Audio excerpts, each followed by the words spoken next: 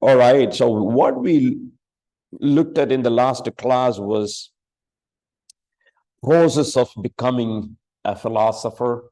We looked at that one, how a person becomes a philosopher. So in part of apologetics, philosophy is very, very important, very important. All right.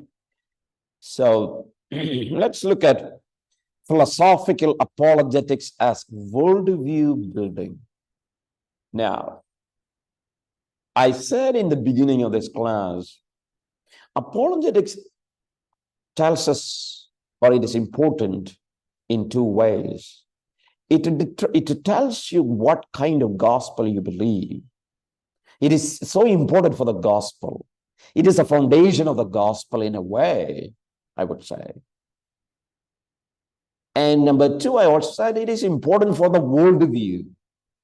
How you look at the world as it is now. What is the lens that you are going to use?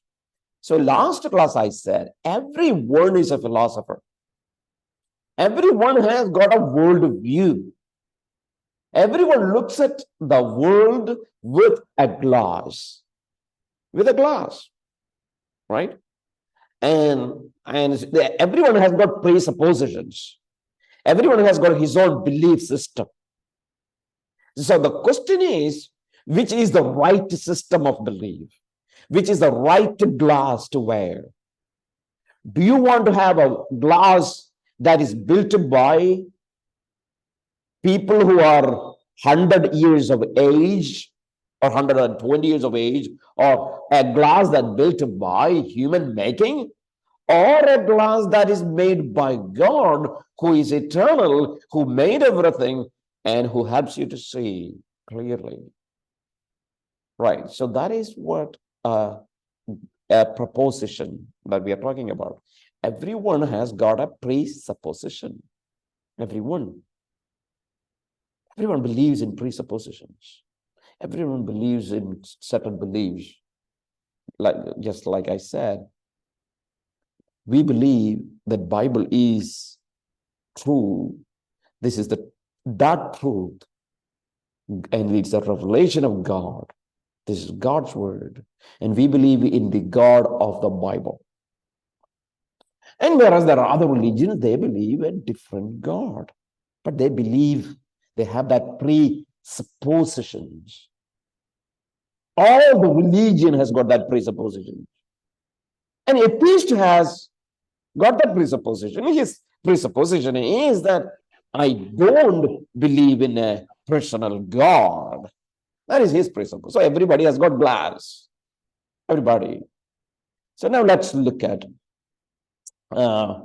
We looked at this philosophical apologetic as worldview building in the last class. I do remember that. So I just wanted to touch here and go. So what is a worldview?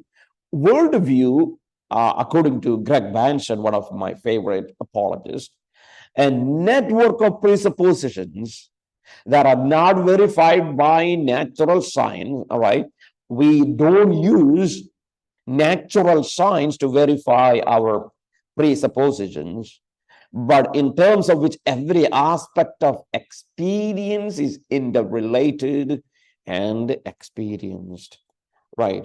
The presuppositions, right, or the worldview is certain set of beliefs by which we can relate all the experiences that humans have in this world.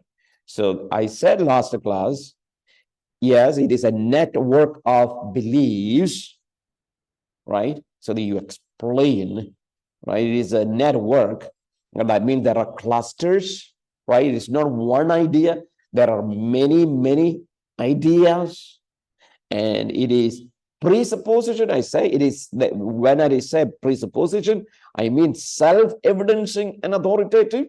For us, it is the scripture, but everyone believes certain thing. They believe this is what it is. So it is self-evidencing. And I say it is non-verifiable, right? We are not here to, this cannot be verified by science, because your faith is not tested in a laboratory. right? It's not tested in laboratory, but we say it is interrelated. It is related to all kinds of experiences of life, all kinds of experience of life. We can connect it, right? That's what we looked at. Now let's begin here. Types of worldviews. Types of worldviews. Now, there is a sense in which we may rightly speak of a man as having two basic worldviews, right? There are two types of major worldviews, if you look at. One that presupposes God as the foundation of his philosophy, right? So keep that in your mind. There is the one philosophy that presupposes God, and the other rejects him and is autonomous in nature. They say, no, our foundation of philosophy is not God, but human. Now, we call one is a Christian worldview and the other one is a pagan worldview. Nonetheless, not all non-Christian worldviews craft the self-same God to replace the Christian God, right? So it is therefore possible to speak of types of worldviews that explain the reality for the pagan. So, of course, if you look at major worldviews, there are only two. One is the Christian worldview, the other one is a pagan worldview. Other than the Christian worldview, are all one, can be counted in one umbrella, under one umbrella. All other worldviews, yes, but even those who can be counted as a pagan worldview, there are many different varieties there. So we wanted to come and say, okay, let's look at major worldviews. So it is important to classify people according to their worldview, as this is essential to the first step of apologetics. Answering the fool according to his folly presumes something of a minimal working knowledge of their folly, lest he becomes wise in his own eyes. Right? So what we do, we poke holes in his smug anti-Christianity. That's what we do. We poke holes. So we are beginning the examination of various worldviews, right? The paganistic worldviews. The first one in our list here is atheistic worldview, right? Atheistic worldview. Atheistic worldview, also known as naturalist worldview or materialist worldview. What is materialism? What is materialism? Materialism is a form of theism, not just personal theism, right? Often had gods and myths in the face of mysteries. So if you look at many of the material worldviews or materialism, they may not use the word God, but they might use the word mysteries, right? In many cases. So, and some of them have gods, some of them have other mythologies. So let's look at, first of all, atheistic. What are the various things that you need to understand? Number one, atomistic, right? We call it as material monism. What is mon? Mono act. If you know the word, so the word monism is connected. All right. So what is this atomistic view? This view says all is material, and only means to knowledge is through what? Observation. So this is what the atomistic idea, materialism, right? Known as material monism. All what is out there is what the materials are there, nothing immaterial. And so you learn about the material through observation. Example, Epicureanism, remember their motto, right?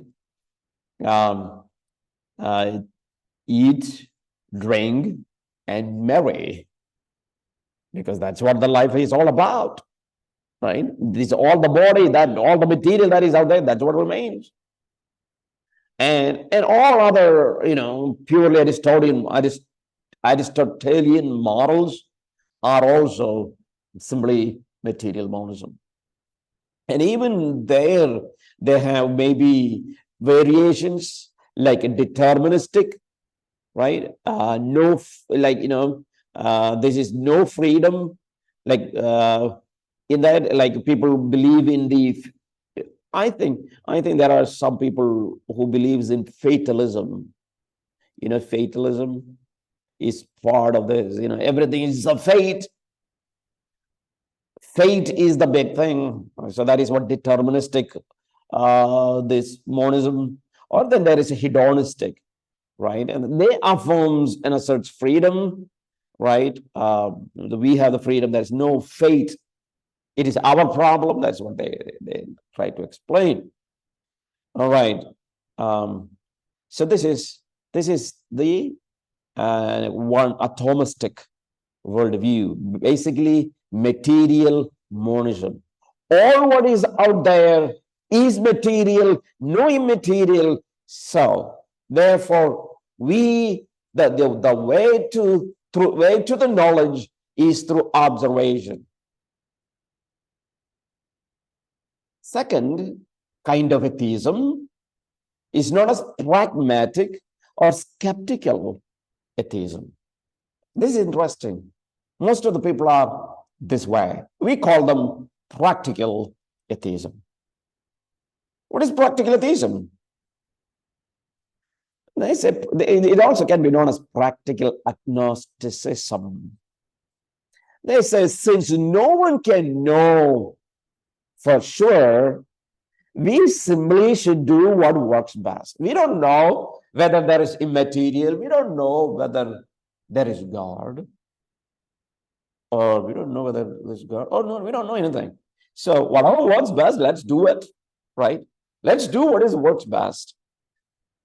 Like Greek sophistry, Greek wisdom, especially the rhetorical variety. They say, don't find the truth. What solves our problem, right? And the collective responses of some of the council and things like that. So what they say, there is no absolute truth, right? Truth is changing. It depends upon what we decide, what should we do, how should we behave. That's because we don't know the ultimate truth. Nobody knows the ultimate truth because we are agnostic. We don't know. So whatever works best, let's do it. So this is what the first group, right? Group. All right. And now, so this is these two groups, like now what is atomistic and pragmatic. Atomistic say there is only one thing that is material. Pragmatic say we don't know exactly. We believe that there is no God. Could be God, may not be. There may not be God, right? So this is the atheistic view. Second is dualistic worldviews, right? Dualistic worldview. Now we will look at that and stop, right? We will not, then we will need to look at theistic worldview where we have to spend the time. So let's look at dualistic worldview. What is dualistic worldview? It says there are two realities. Material, that is lower, and real, that is upper, right? We are, so that is what dualism, two. Since the real directs the material, however, it is dominant. So they believe there is we are all kind of, we are all the duplicates. There is for example, they will say that everything there is an original. There is an original. We are all copy of it, right? We are all a copy of the original. So there is one is real, and all what you see here, the material world, is the copy of the original, right? And so dualism understand that apart from observation and revelation, mankind has common ideas that conform to the independent laws of logic. Yeah, we have some independent laws of logic. A logos to which all must conform flows through humanity. So there is a kind of logos, kind of word, kind of logic flows through the humanity. And therefore, we all know that. And the apprehension of the upper reality does not lie in revelation, like in the Bible, or sensory perception, using your senses to understand, but rather some sort of indutional epistemology, right? Indutional knowledge. You learn by instinct, or we'll say intuition. Maybe that's the right term to use, right? Intuition.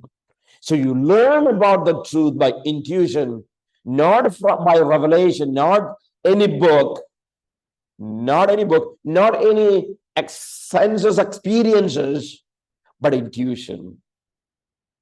So this was different from Aristotelian understanding, like Platonic idealism, Stoicism, and rationalism all come from this group, right? To the dualistic worldview. That is, they say there is one upper thing, that is a reality, there is one main, there is one reality, then there is a lower, that is the material. So materials are the copy of the reality that is there. For example, if you have a chair here, there is an ideal chair somewhere, and the chair that we have is the copy of the chair.